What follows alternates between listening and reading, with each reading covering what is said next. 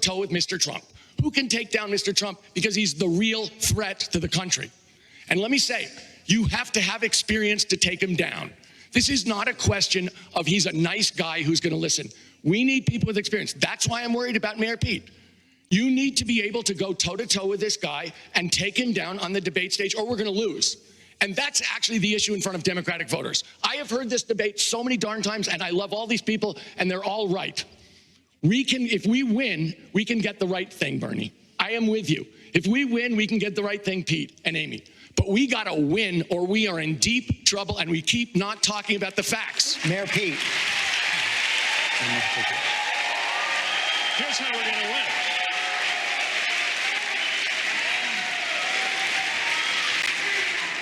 Here's how we're going to win. We're going to force this president to stand on that debate stage next to somebody who actually lives in a middle-class neighborhood in the industrial Midwest, in the exact kind of community that he pretends to speak for but turns his back on.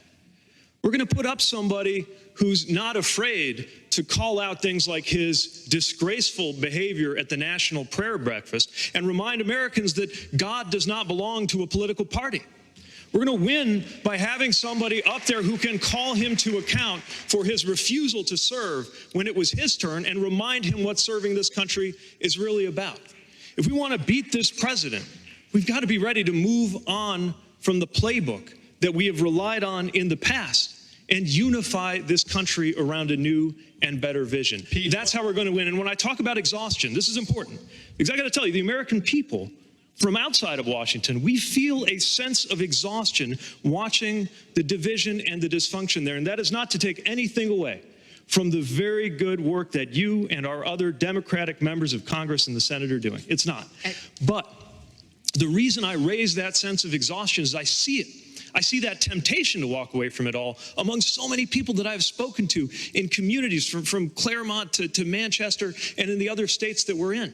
And the important thing for the American people to remember is this is 2020. It's an election year. And if the Senate was the jury before, you are the jury now. The American people are the jury that will have the final verdict on this president and on the senators in the GOP who protected him. Pete, fundamentally, you are missing the lesson of Donald Trump's victory.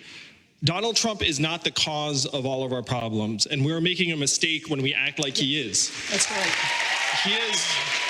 He is a symptom of a disease that has been building up in our communities for years and decades. And it is our job to get to the harder work of actually curing the disease. Most Americans feel like the political parties have been playing you lose, I lose, you lose, I lose for years. And you know who's been losing this entire time?